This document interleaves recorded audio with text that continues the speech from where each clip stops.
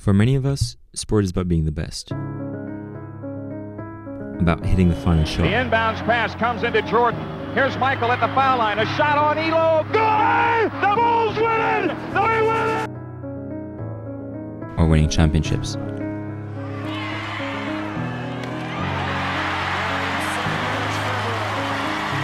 Fighting all the odds that you might face.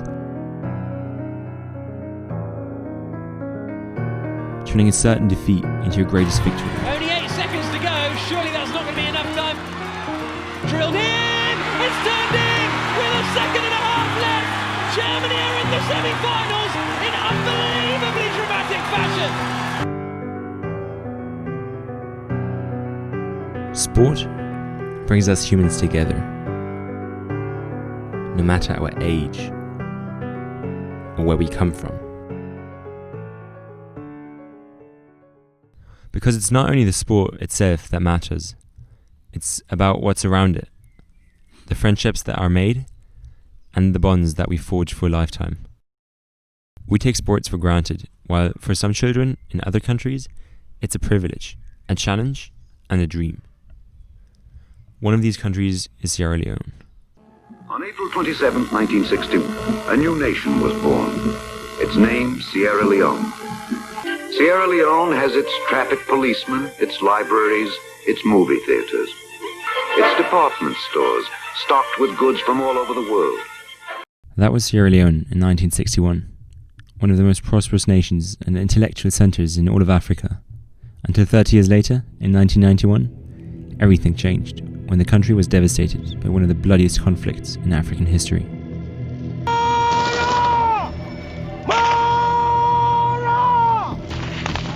The Civil War of Sierra Leone destroyed the country and displaced 2.5 million people from their homes. Hundreds of thousands of civilians were amputated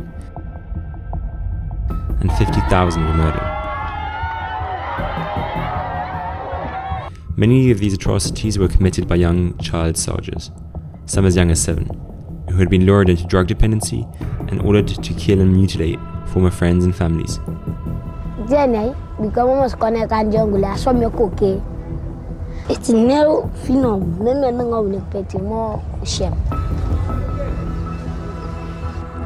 After a decade of war, Sierra Leone was one of the poorest countries on earth.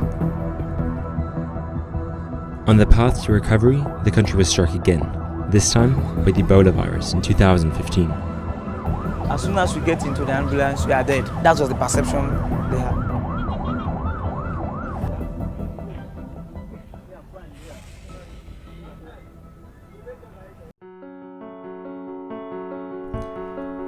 The battles and setbacks have left their mark. Today, Sierra Leone still is one of the poorest countries in the world, with 3 in 5 Sierra Leoneans living on less than $1 a day. And especially the younger groups have been negatively affected. 60% of the population is younger than 25, but most of them feel disillusioned after the several setbacks and in light of the economic prospects that they face. Many seek a sense of community, and especially the younger children need role models to look up to. 1 year ago, through an acquaintance at the United Nations, we, for the first time, talked to Salis, who was heading a grassroots association in Sierra Leone, and told us how for 3 years now they were trying to play and develop hockey in the country. Hockey in Sierra Leone? We both had been playing hockey since we were 5. Hockey, to us, has always been a social and emotional stronghold, guiding us through many chapters of our life, creating experiences that we will never forget, and forming some of the strongest friendships we have, not least the one between the two of us. But we were lucky enough to have parents who had placed the hockey stick in our hands, and the environment that offered us the perfect training conditions. Most of these guys, on the other hand, had just seen videos of people playing hockey online and were trying, with the most rudimentary resources, to establish the sport in their communities. They had initially received a few dozen sticks from the African Hockey Federation, but these weren't enough for the increasing amount of children who wanted to join the community teams, and they were struggling to include everyone that wanted to play. Seeing how this small community of hockey enthusiasts was trying to play hockey and defying all odds to overcome challenges that we didn't even have to think of ourselves, we wanted to support what they were creating. We shared their story, collected used sticks and gear from friends and relatives, and sent them to Salis and the players. Until, in February 2020, we decided it was time for us to fly to Sierra Leone to meet the coaches and the players ourselves. We had seen many pictures and videos, and we knew the conditions weren't great. Yet, we were astonished and amazed by the conditions with which the kids were putting up with every day. Pitches were backyards of rundown radio stations or squeezed between slums and overcrowded community schools, often with polluted water or burning piles of plastic on the sides.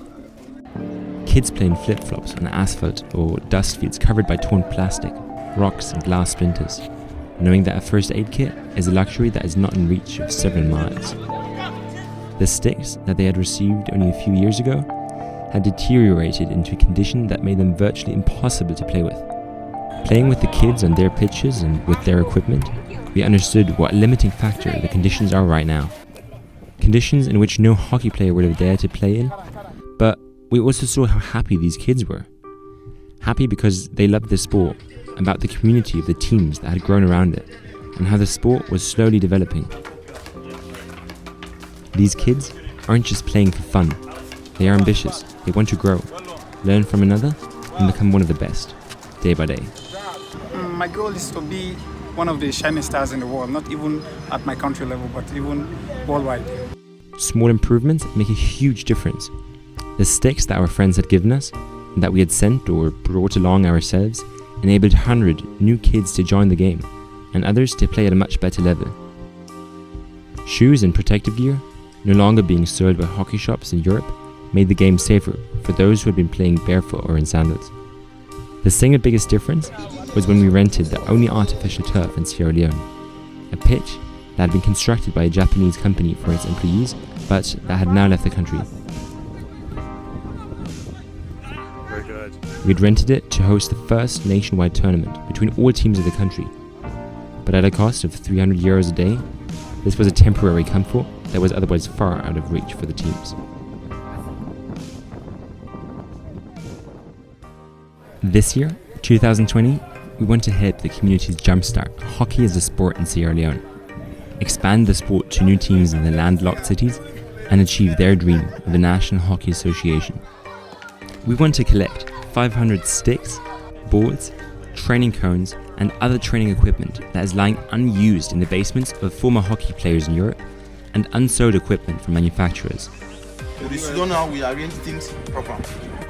We want to transform the current training grounds into polymer surfaces where children can train on without them or their parents having to worry about injuries, and build a real hockey pitch where all teams can play games and international games can be hosted on.